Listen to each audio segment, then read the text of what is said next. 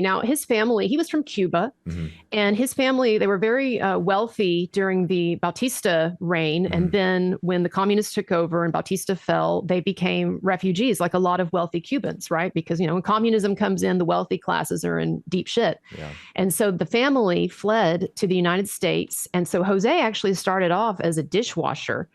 Came from a very wealthy, esteemed Cuban family, but was basically nothing over here in the US, started out as a dishwasher, worked his way up. And so he was an incredibly accomplished, hardworking, driven man, which is wonderful, except unfortunately, the flip side of that, it seems, is that he was a monstrous human being. Right. And so what we know now, so it's crazy to me that the abuse thing just was erased from the trial, right? And I think the second trial, it pretty much was, yeah. And I forget if it was during the first or second one when this phrase started being used called the abuse excuse. So that was a way to, go on if you know about that. No, I was just going to say what was also working against the Menendez brothers is that their attorney, Eric's attorney, Leslie Abramson, she had developed a reputation for getting clients off using the abuse excuse. In fact, one of her previous clients that she had just gotten off, or maybe gotten a light sentence for, she had used the sexual abuse defense.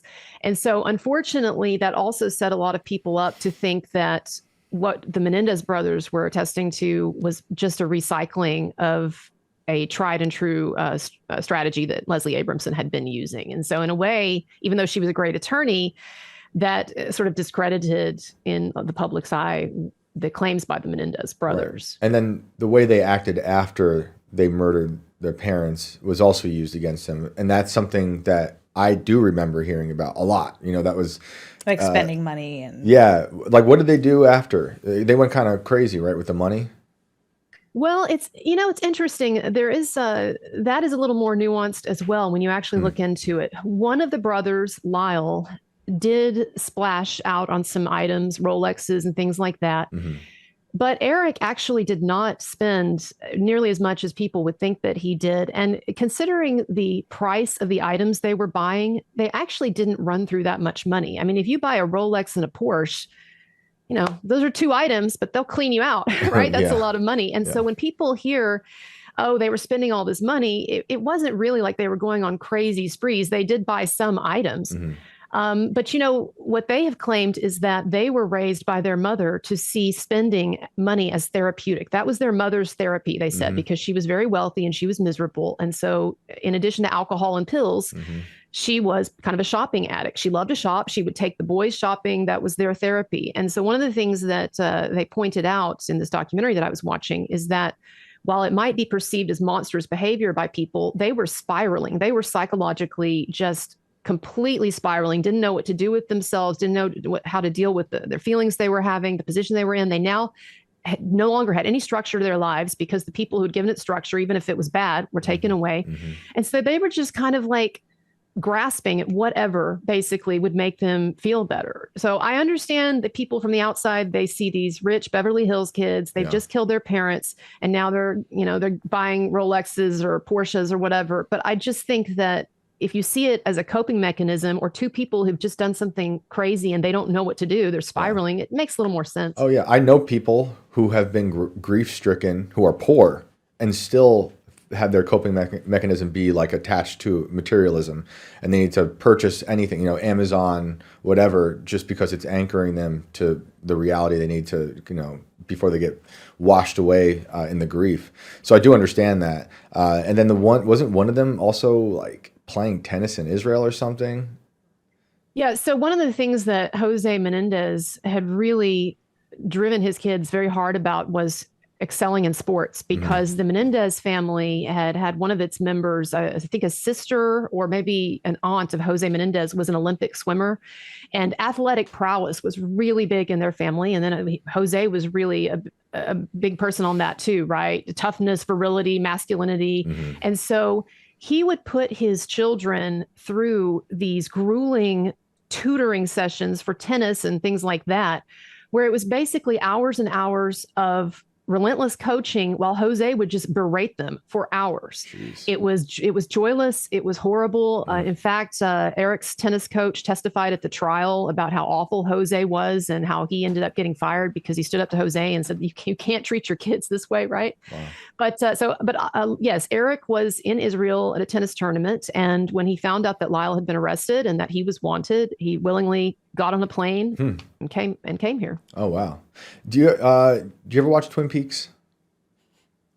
A long time ago. I'm not conversant on it, Okay. but yeah, I mean, well enough. It's just I bring it up on this show quite a bit, and I think the Menendez case reminds me of it because there's a character, there's a father. So sorry, spoiler alerts, people who haven't seen this 30-year-old show yet, but it's my favorite show.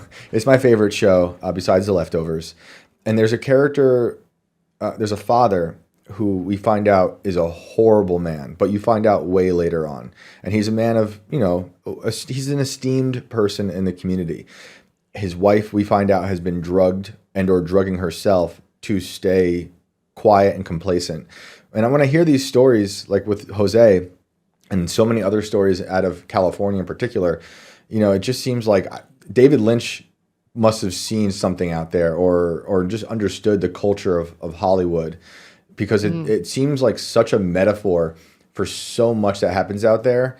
I really recommend that show because it speaks so much to this evil stuff. It actually made me think of the movie Iron Claw. Did you ever see that? It's a newer movie. Yes. I mean, that takes place in Texas, but it's the same thing. The father is, he's a wrestler, but he's very persistent with his children and forces them into sports. And like, he's kind of verbally abusive. You don't see any physical abuse, but like, it's kind of insane. And that family goes through torture itself. And the mother doesn't do anything. She just is complicit. She doesn't, doesn't stand up for her children. And I don't know, it's worth watching. But honestly, it might also not be just a metaphor for Hollywood, even though it's depraved out there. But this is something that's not just in Hollywood. We were saying earlier with the monsters, it is everywhere. And I don't know if it could also just be generational too. For sure, generational. You don't know what happened, beyond that. And it makes me think of the story of there's a family that had all their kids, had a lot of kids, and they were just held captive in the basement their entire lives. Have you seen this story? I know what you're talking about. And the mom, was just powerless and did nothing, for various reasons. I don't really know why, but again, they're in a totally detached reality. The father was working for Lockheed Martin, which I always thought was weird, but the one of them eventually got out, and those kids were saved. The horrible thing about that story is that those kids were saved and then put into foster care, and they were abused in the system. It's disgusting. Okay. Can I say something about the mom too? Yeah, please. Quickly? Because a great deal of ire has been directed at the Menendez brothers for the fact that they also killed the mother, right? And that they went back actually and reloaded. She wasn't dead yet. And I know this is gruesome, but she wasn't dead yet, and so they went back and reloaded and finished her off. And I just want to say several things.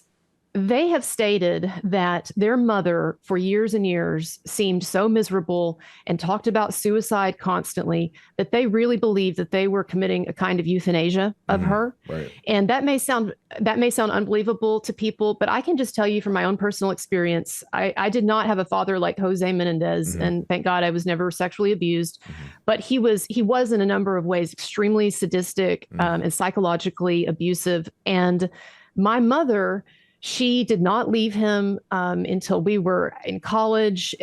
She has a great deal of guilt about that. She feels now she should have gotten us out a lot earlier. But as I've become an adult myself, I see how complicated life is with a family and with, my mom, she did not have a job. She was more or less a stay-at-home mom. She was completely financially tied to my father. Also, there was an entire social matrix that they were a part of that she felt was also good for us. And she felt like if there were a divorce, that would tear our lives apart. Right. And so there were all of these considerations that at the time she felt like she was just doing the best she could. Right. And I think that and so I think that in the case with so where I was going with that, is that my mother, when she was going through this period, she was extremely depressed. And I had the feeling often, it would occur to me at times growing up, I wish that she would die. She's so miserable. Not that I wanted her to die for my own reasons, but that I just could see how miserable she was. And I would think pretty regularly, God, please take her out of this misery. Right. So when I see like with the Menendez brothers, I actually do think that it's not unlikely that they felt like they really weren't doing something horrible for her. Right. They felt like she probably couldn't survive without the father,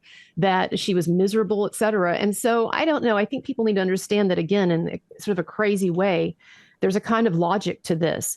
And the fact also that they went out and reloaded, I mean, this might sound crass to people, but once you've shot someone up, they're going to be screwed for the rest of their lives. And so I figure at that point, like the humane thing is to finish someone off. That might seem like nuts to people, but like the fact that they shot their mom and that she wasn't quite dead and they went back and they finished her off, like to me, that's just kind of like, okay, that doesn't seem that crazy to me either.